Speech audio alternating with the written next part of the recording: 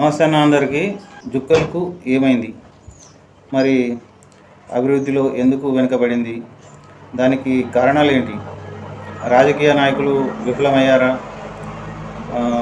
అధికార గణం నిద్రపోయిందా, అధికారులు రాజకీయ నాయకుల ఒత్తిడికి లోనై పనులపై దృష్టి సారించడం లేదా, అదేవిధంగా డివిజన్ జిల్లా స్థాయి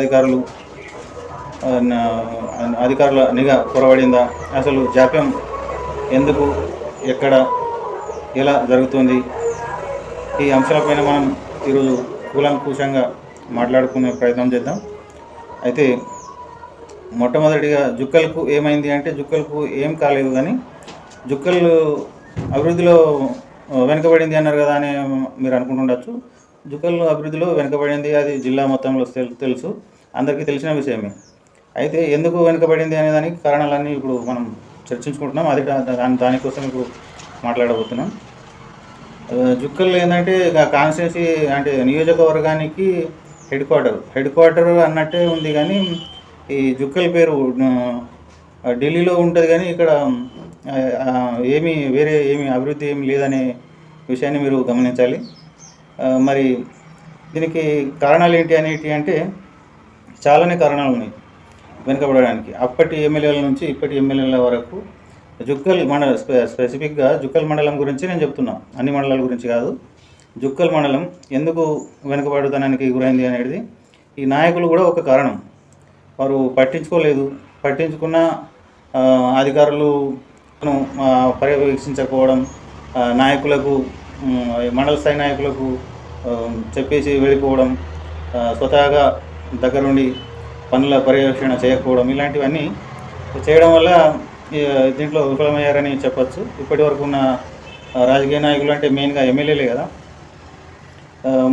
ముఖ్యంగా ముందుగా చెప్పుకోవాల్సింది ఏంటంటే, జుక్కల్లో ఇప్పటికీ గత 15 సంవత్సరాల నుంచి సెంట్రల్ లైటింగ్ పనులు చేపడతామని అన్నారు. పోయిన మాజీ ఎమ్మెల్యే సెంట్రల్ లైటింగ్ పనులకు భూమి పూజ చేసిండు ఎలక్షన్ల కంటే ముందు. ఎలక్షన్లు అయిపోయిన తర్వాత ఇప్పుడు గెలిచిన ఎమ్మెల్యే తోట లక్ష్మీకాంతరావు కూడా ఆయన కూడా భూమి పూజ చేసిండు. మరి పనులు అయితే ఎక్కడ మొదలైన దాఖలాలు అయితే కనిపిస్తలేవు. ఇది ఇట్లా ఉంది. మరి ముఖ్యంగా విద్యా వ్యవస్థ విషయానికి వస్తే, ఎడ్యుకేషన్ హబ్ చేస్తా కాన్స్టిట్యున్సీకి అన్నాడు, కానీ కాన్స్టిట్యున్సీకి చేస్తా అన్నాడు, కానీ జుక్కలకి అయితే దాంట్లో ఏ ఒక్కటి కూడా లేనట్టు కనిపిస్తుంది. అవి ముఖ్యంగా జుక్కల్లో ఒక డిగ్రీ కాలేజ్ కూడా లేదు ఇప్పటిదాకా. మాజీ ఎమ్మెల్యే కృషి చేయలే, ఈ ఎమ్మెల్యే కూడా ఇంకా కృషి చేయలేదు. మరి ముందు చేస్తారో చేయరో మనకు తెలియని విషయం. అది డిగ్రీ కళాశాల లేదు, సెంట్రల్ లైటింగ్ కూడా లేదు. బస్టాండ్ పరిస్థితి మొత్తం అధ్వానంగా ఉంది. అది ఎప్పుడు కూలుతుందో ఎప్పుడు ఇదవుతుందో తెలియదు. వర్షాకాలం వస్తే దాంట్లో నిలబడడానికి కూడా ఎవరు సిద్ధంగా ఉండరు.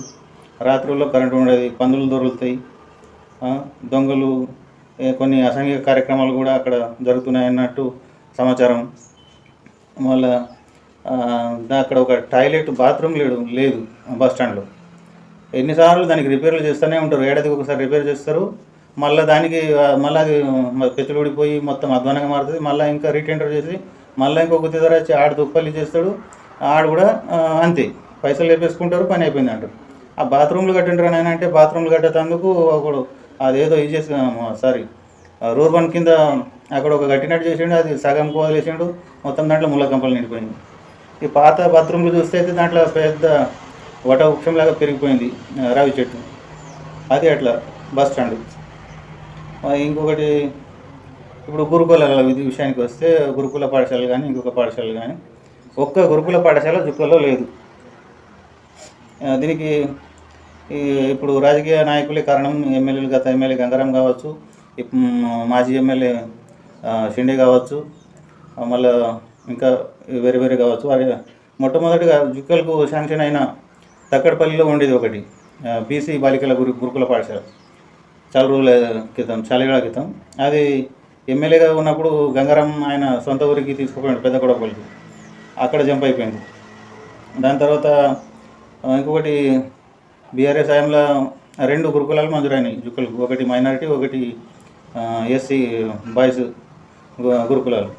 ఒకటేమో నిజాం సాగర్ మండలం అచ్చంపేటకు తరలించారు, ఒకటేమో బిచ్కుందకు మైనార్టీ గురుకులం తరలించింది. ఇప్పుడు ప్రస్తుతం ఉన్న ఎమ్మెల్యే జుక్కల్ మండలంలో పెద్దగుళ్ళకు శాంక్షన్ అయిన ఇంటిగ్రేటెడ్ పాఠశాలను ఆయన మద్నూరుకు జంప్ చేసేసిండు. ఈ విధంగా అన్ని పాఠశాలలు కానీ గురుకులాలు కానీ ఇంటిగ్రేటెడ్ కానీ ఒక్కటి కూడా జుక్కలో లేదు. మొత్తం ఉన్నాయని పాత ప్రభుత్వ పాఠశాలలు, జూనియర్ కళాశాలలు అవి ఉన్నాయి. కానీ ఇక డిగ్రీకి కాలేజీ పోవాలంటే బిచ్చుకుందకు పోవాలా, లేకుంటే బాన్పడ పోవాలా, ఇట్లా ఉన్నది దీని పరిస్థితి. సమయానికి బస్సులు ఉండవు. జుక్కల నుంచి కామారెడ్డి జిల్లా కేంద్రానికి ఇప్పటికీ ఒక్క బస్సు నడవది. అటు నుంచి ఇటు రాదు, ఇటు నుంచి అటు పోదు.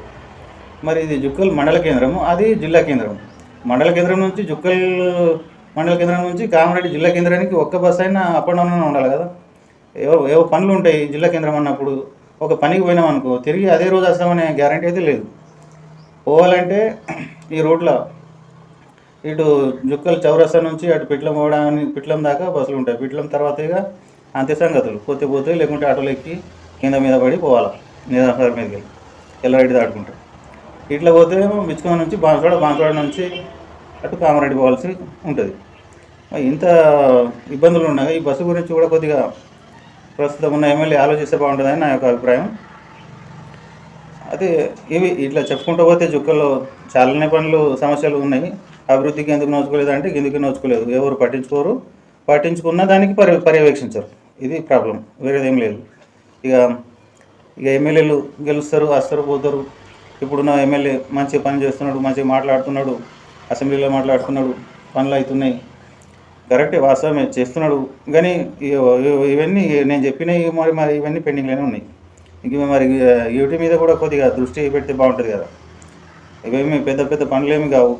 ఇప్పుడు పోయిన గురుకులాలు జుక్కలకు వస్తే రాకపోకలు జరుగుతాయి, వాణిజ్య వ్యాపారస్తులకు పనులు ఉంటాయి, చిన్న బండ్లకు పనులు కల్పించినట్లయితాయి. ఒక ఎమ్మెల్యే క్యాంప్ ఆఫీస్ తప్ప ఇక్కడ ఏం లేదు జుక్కల్ హెడ్ క్వార్టర్లో.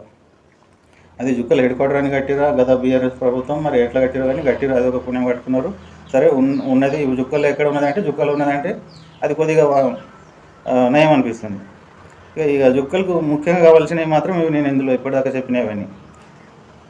అసలు ఈ అంశాల మీద ఇప్పుడు దీంట్లో ఇక అధికార గణం నిద్రపోతుందా అంటే అధికార గణం నిద్రపోతున్నట్టే ఉంది. ఎందుకంటే వాళ్ళు రాజకీయ నాయకుల ఒత్తిడికి వాళ్ళు పని చేయలేకపోతున్నాము, మాకు ఎప్పుడు డిప్యుటేషన్ మీద పంపిస్తారో ఎప్పుడు బదిలీపై పంపిస్తారో తెలియదని వాళ్ళు చెప్తూ ఉంటారు. ఇక డివిజన్ జిల్లా స్థాయి అధికారుల నిఘా కొరవడిందా అనే విషయానికి వస్తే నిఘా కొరవడింది కాదు, వాళ్ళు ఏడాదికి ఒకసారి 2 సార్లు వస్తారు, లేకుండా లేదు. వాళ్ళకేం పట్టింది, వాళ్ళ పని వాళ్ళ జీతాల వాళ్ళకి వస్తాయి, వాళ్ళకేం అవసరం. లోకల్లో అన్నిటికీ ముఖ్య కారణమైన ఎవరంటే లోకల్ లీడర్లు. ఏ పార్టీలు కానీ, కాంగ్రెస్ కానీ, బీఆర్ఎస్ కానీ, బీజేపీ కానీ, ఇంకెక్క పార్టీ కానీ, లోకల్ లీడర్లు ఏ పార్టీ అధికారంలోకి ఉంటే ఆ పార్టీ నాయకులు ఏం చేయాలా అనేది ప్రజలు ఆలోచించాలా. ముఖ్యంగా ప్రజలు ఆలోచించకంటే వాళ్ళని ఆలోచించాలి. అది ఆఫీసర్లకు దగ్గరుండి పనులు చేయించుకోకుంటే మీరు నాయకులు ఎందుకు అనవసరంగా బెస్ట్గా చెప్పుకోవడానికి నేను జడ్పీటీసీ నిలబడతా, నువ్వు ఎంపీపీవా, ఆడ సర్పంచ్ ఆడతాడు, ఈడాడుతాడు, అందరూ అయ్యేటోళ్ళే. దగ్గరుండి పనులు చేయించేటోళ్ళు ఉన్నారు. మరి మీరు అయినప్పుడు ఎమ్మెల్యేతో చెప్పి పనులు చేయించుకోవాలా, అధికారుల దగ్గర తిరగాల, ఇవన్నీ చేయాలి కదా. మీకు లోకల్ లీడర్లకు చేత కాదు పనులు చేయించుకోవడానికి. మందికి అంటారు ఇంకా అభివృద్ధి జరుగుతలేదు, మీరంటారు, మీకు తోడు మేము పాట పడతాం. ఇక మాకు చూసి మంది కూడా అట్లనే అనుకుంటారు. ఎక్కడికి వెళ్ళి ముంగడు పడుతుంది ఇవన్నీ కథలు. జాప్యం అంటే జాప్యం, ఇదే జాప్యం, ఇంకేం చేస్తాం. ఇట్లా ఈ విషయాలన్నింటి మీద ప్రజలు కూడా కొద్దిగా చర్చ జరగాలనే ఉద్దేశంతో నేను ఈ టాపిక్ మీద ఈరోజు మాట్లాడడం జరిగింది.